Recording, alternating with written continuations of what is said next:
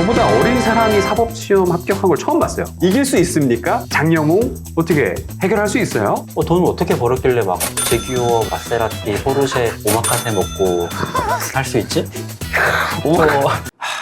도대체 진짜 청년은 누구고? 벌써 4명이나 저격을 하셨어요. 문재인, 박원순, 이재명 초구. 오거든. 얼마든지 저는 거침없이 좀 이야기할 생각입니다. 아, 그래요. 네.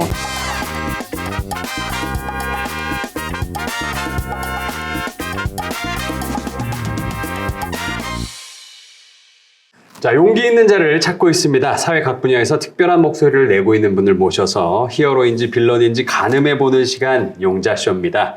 판단은 청취자의 몫이겠지만 저는 이곳에서 제 목숨을 걸고 질문해 보겠습니다. 용자쇼 진행을 맡은 이용주입니다. 자, 오늘도 용기 있는 분 한 분을 모셨는데요. 자, 오늘의 용자.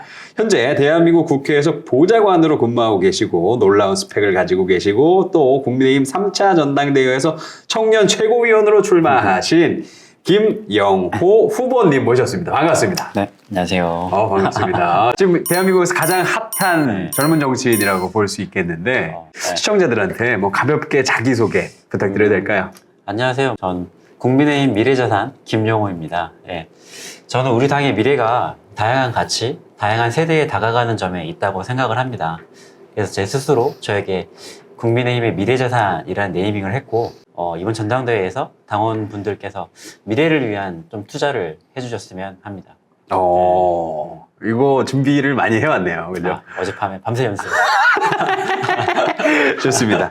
자, 그럼 이제 본격적으로 시작할 텐데, 본격적으로 시작하기 전에 저 용자쇼에 하나의 룰이 있어요. 용기 있는 자를 이제 모시는 용자쇼인 만큼 다소 곤란하거나 약간 불편할 수 있는 질문이 있어요. 용기 있게 답변해 주실 수 있겠죠?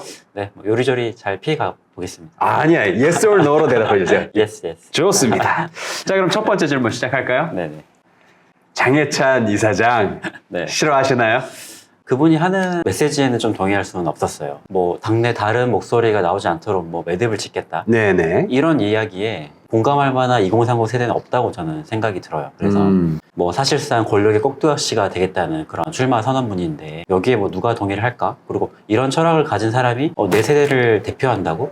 저는 이건 좀 받아들일 수 없었던 것 같아요. 후보님 세대, 그러니까 본인이 내 세대라고 좀 말씀을 하셨는데 내 세대는 약간 좀 다양한 사람들이 있는 세대인데 지금 장해찬 이사장은 이 윤심만 바라보고 있다 이런 느낌인가요? 사실 저희 세대가 특정 정당이나 이념에 대한 맹목적인 추정이 없잖아요. 개인의 그 이해관계에 따라서 좀 합리적인 선택을 좀 추구하는 정말 개개인인데 그들의 약간 다양한 뭐 여러 목소리를 차치하고 권력의 약간 거수기처럼 꼭두각시가 되겠다는 그런 정치를 제가 생각하는 정치와는 너무 달랐고 그런 세대를 나는 대표 받고 싶지 않은데 나는 평범하지만 나는 일반인이지만 차라리 내가 할게 약간 이런 마음까지 들었던 것 같아요. 네. 사실은 지금 보면은 이 장해찬 이사장이 지금 이 당 내에서는 거의 임영웅이에요. 아시죠? 국민의힘의 주 지지층이 이제 60, 70대 분들이 많고 네. 그분들의 스타는 임영웅인데 국민의힘으로 보자면 임영웅 포지션은 장해찬이다. 이렇게 볼 수 있어요. 이길 수 있습니까? 장영웅? 충분히 이길 수 있고 그분이 하는 목소리가 저게 정말 청년이 하는 이야기가 맞나? 나는 좀 청년다운 사람 뽑고 싶은데 내 아들 딸들이 하고 싶은 이야기가 맞을까? 약간 이런 생각을 좀 해보신다면 다른 목소리를 내는 후보들한테도 충분히 좀 합리적인 좀 길을 열어주시지 않을까? 라고 전 기대를 하고 압도적으로 또 이길 수 있다고 생각해요. 네. 기대는 할 수 있어요.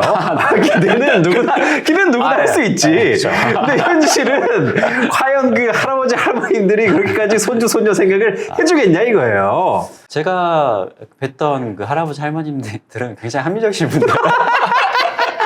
굉장히 합리적이신 분들이고 네. 정말 나라를 위한 마음, 이거 뭐 애국. 나라 발전을 위한 마음이 너무 강하시기 때문에 어떤 게 정말 진정한 나라를 위한 길인지 곰곰이 잘 생각해 보시지 않을까라고 저는 기대를 합니다. 좋아요. 두 번째 질문인데 최근까지 이제 보좌관 일을 해오셨잖아요. 근데 그 보좌관을 누구 밑에서 했느냐? 장제원 의원이었어요. 네. 장제원 의원에 대해서 간략하게 본인의 소견 어떤 사람이다. 제가 느끼기엔 굉장히 좀 편견 없는 분이라고 저는 많이 생각이 들었어요. 편견이 없다. 네. 그건 저도 적극 동의합니다. 너도 나도 윤석열 후보자에게 충성 경쟁을 벌이는 게 참 안타깝게 그지없습니다. 진짜로 편견이 없으시더라고요. 편견 없고 약간 조금 뭐 한편으로 네. 거침 없으시기도 하고. 네, 거침없고. 하지만 제가 좀 생각하는 정책이나 제 철학과는 좀 맞지 않는 부분들이 있었기 때문에 청년 최고위원을 나서면서 어떤 동의도 구하지 않았어요. 제가 하고 싶은 이야기가 있기 때문에 저는 나갔을 뿐이지 제가 스텝으로 일했을 땐 당연히 그분의 방향에 맞춰서 일을 하는 건 당연한 거고 그게 제 일이니까. 하지만 제가 이제 플레이어로서 제 이야기를 할 때는 당당하게 뭐 제 이야기를 할 수 있는 그런 상황이라고 저는 생각이 들어요. 그 출마 발표를 하실 때 그게 뭐 장재원 의원 측하고는 뭐 전혀 합의가 없이 갑자기 랜덤하게 출마 발표를 하신 거죠. 맞습니다. 하지만 뭐 전에 뭐 저 청년 최고위원 좀 생각이 있다라는 의사는 충분히 밝혔고 그 이후로 이제 뭐 여러 정치 선배님들 좀 만나면서 저는 이런 사람이고 이런 생각 가지고 있어요라는 조언을 좀 해주세요. 약간 이렇게 조금 고민만 하다가 이제 출마 선언문을 보니까 정말 이불킥하고 정말 그렇죠. 왜 이불킥해요? 자다가 그냥 발차기 하고 아 진짜? 나 가야겠다. 네, 해야겠다. 이거. 근데 그 계기는 장혜찬 이사장이었다. 뭐 약간 분노하는 지점이 있어서 출마를 할 수 있었던 것 같아요. 지금 사실은 김명호 이 후보님에게 가장 많이 이제 기대를 걸고 있는 게 2대남, 3대남들이거든요. 장재원 의원에 대한 2030들의 그 심기가 좋지는 않아요. 그래서 약간 좀 후보님한테 기대하는 게 나와서 장재원도 한번 좀 저격해줬으면 좋겠다라는 심리가 있을 거란 말이죠. 충분히 제가 다른 생각 가지고 있고 그게 약간 제가 옳다고 생각하고 우리 세대의 공감을 얻는 방향이라면 얼마든지 저는 거침없이 좀 이야기할 생각입니다. 그래요. 네네. 굉장히 기대가 됩니다. 은혜권이라고 생각하세요, 본인이? 아니요, 전혀 아니고 네. 지금 저희 당 모습을 보면 제가 그 고시 공부하던 때가 생각이 나요. 어떤? 이게 수백 명 이제 학생들이 이제 강사 앞에 와서 앉아서 이제 받아 적고 약간 밑줄 긋고 이렇게 선생님 말씀 잘 듣잖아요. 그렇죠. 근데 아무도 토를 달거나 네. 질문하지 않아요. 그런 형태인 것 같아요, 우리 당이. 그러니까 뭐 수험생 정치, 약간 응소보 네. 현상. 우리 당이 보여주는 것 같아요. 우리가 생각하는 당의 모습은 이게 아닌데 좀 더 약간 뜨거웠으면 좋겠는데 너무 지금 차갑잖아요. 자, 그러면 이 장재원 의원 이 보좌관으로 일하기 전에는 민주당 의원의 보좌관으로 일을 했어요. 그러면 이제 정치 생활을 민주당에서 시작한 거 아니에요? 네, 맞습니다. 근데 저는 이제 고향이 광주광역시라 사실 약간 민주당에서 시작하는 게 되게 좀 자연스러웠어요. 그래요. 들어가서 이제 보니까 계속해서 약간 부동산 정책 실패하고 보궐선거 때 이제 피해 호소인 얘기하면서 성범죄 피해자한테 2차 가해를 하는 모습들 그리고 조국의 약간 내로남불을 절대 반성하지 않는 그런 모습들 네. 또 최근에는 또 이재명의 방탄국기까지 만들어버린 모습에 네. 굉장히 좀 우리 세대 그리고 제가 네. 되게 자괴감을 많이 느꼈을 것 같아요. 지금 뭐 민주당 얘기 짧게 했는데 벌써 4명이나 저격을 하셨어요. 네. 문재인, 박원순, 이재명 초구. 오거돈. 네, 오거돈까지. 그러니까 역시 또 이 내부에서 그 상황을 좀 자세히 들여다 보셨나 봐요, 그 당시에. 자세히 봤고 어떻게 이렇게 정의롭지 못하지? 왜 이렇게 내로남불 심하지? 이런 모습에 정말 많은 세대가 실망했을 것 같고 그게 그대로 이번 대선 때 표심으로 나타났던 것 같아요.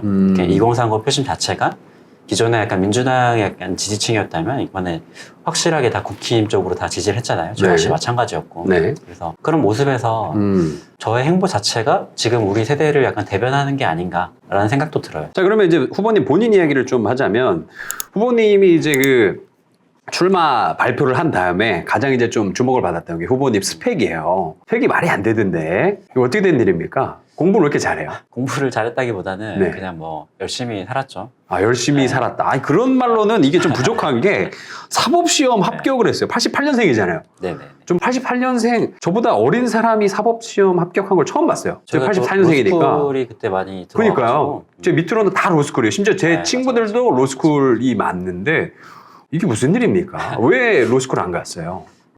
원래 이제 풀 스토리가 이제 네. 12월에 로스쿨 최종 합격을 한 상황에서 네. 2월에 1차 시험을 보고 그냥 뭐 어떻게 될지 모르니까 네. 3월에 입학을 했죠. 네. 근데 이제 2차 시험을 6월에 보려면 네. 그 적이 없어야 돼가지고 로스쿨에 다닌 자퇴를 해야 돼요. 그 기록이 없어야 돼요? 네네.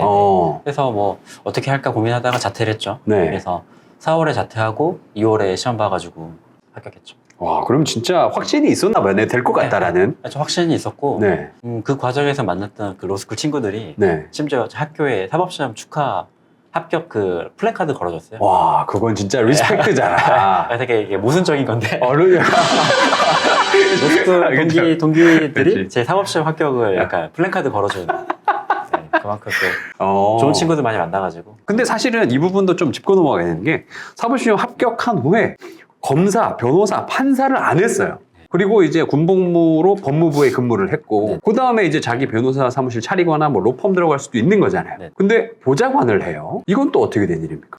사실 정치를 되게 어렸을 때부터 되게 꿈꿔왔어요. 아 진짜? 네. 어렸을 때 그럼 꿈이 뭐 네, 국회의원이었고 그런 생각을 하다가 뭐 우연치 않게 국회에 좀 들어가게 됐어요. 그래서 한번 그 정치라는 게 어떤 건가, 정당이 어떤 건가라는 걸 좀 경험을 해보니까 이게 굉장히 효과적이다. 약간 그 정치의 효능감을 저는 되게 많이 느꼈어요. 작은 지역 민원부터 약간 큰 제도의 개정이나 신설까지 개인과 공동체 간의 약간 갈등을 가장 신속하고 빠르게 해결할 수 있는 수단이 정치구나라는 생각이 많이 들었고 내 성격과 비슷한데 약간 빨리빨리 해결하고 싶어하는 비슷한데 약간 되게 매력적이다라는 생각이 좀 많이 들었고 네. 그래서 굉장히 더 하고 싶어졌던 것 같아요. 자, 그 다음에 이제 출마 선언문 얘기 조금 해보자면 멀쩡한 사람이 없어서 출마를 결심하게 됐다 그랬어요. 본인은 멀쩡해요? 저는 멀쩡하다고 생각해요. 20대도 열심히 살았고 네. 30대까지 뭐 근 7년, 8년 정도 직장 생활 해왔죠. 네. 사실. 평범하게. 그쵸? 네. 근데 지금 나와 있는 후보들 보면 되게 다 과거가 불분명해요. 맞아. 네, 무슨 학교를 나왔는지 뭐 어떤 사회 경험이 있는지 돈을 어떻게 벌었길래 막 제규어, 뭐 마세라티, 포르쉐 뭐 어떻게 타는 건지. 특정 후보를 그렇게 해. 저 정말 궁금해요. 저 진짜 뭐 사법시험 공부하고 네. 변호사도 따고 약간 7년, 8년 이렇게 일을 해왔지만 네. 포르쉐 못 타거든요. 어렵죠, 솔직히. 못 타요. 포르쉐 네. 부담이야. 네, 너무 큰 못 타고. 부담이지. 네. 이번 선거 자체도 제가 그동안 국회에서 일했던 그 봉급의 퇴직금을 활용해서 지금 하는 건데 저 사람 분명한 직업이 없는데 어떻게 이렇게 기탁금을 내고 선거를 할 수 있을까? 라는 의문이 들어요. 많은 분들이 되게 궁금해하시고 궁금해하는 부분이에요. 저도 그래서 궁금해요. 이제 뭐 네. 곧 이제 후보 등록을 하니까 그때 뭐 학력이나 뭐 경력이나 재산이나 뭐 이렇게 다 신고를 하잖아요. 네. 그래서 그때 한번 제가 한번 보고 싶어요. 그냥 다른 분들 뭐 어떻게 등록을 하실지 제가 한번 보고 싶어요. 그냥. 근데 그분 이제 네. 그분 말씀 들어보면은 뭐 부모로부터 물려받은 돈이 영원이다라고 뭐 이야기를 하시더라고요. 네. 뭐 그래요. 부럽습니다. 전 뭐 부럽진 않은데 너무 부러워. 부럽진 않은데 뭐 일단 곧 이제 등록을 할 테니까. 네. 그때 제가 아까 변호사로서 약간 세율이나 이렇게 좀 계산을 해가지고 네. 추정소득을 한번 계산을 해보려고요. 오. 도대체 어떻게 하면 이렇게 뭐 외제차 타고 이렇게 네. 오마카세 먹고 할 수 있지? 궁금해요. 약간 이렇게 네. 그런 비싼 와인 어떻게 마셔요? 본인은 그거 먹는데 소주 먹는데. 저 새로. 새로의 뭐 닭꼬치 뭐 오마카세 뭐 이런 느낌인데. 네, 뭐 어떻게 그럴까? 네. 자, 알겠습니다. 자, 그러면은 이제 청년으로서 2030 세대를 대변하겠다라고 했는데 본인이 어느 정도의 2030 세대인지 저는 좀 궁금하거든요. 요즘에 뭐 그런 얘기도 있더라고요. 가짜 청년, 진짜 청년. 예. 근데 본인은 진짜 청년이 가짜 청년이에요. 도대체 진짜 청년은 누구고 네.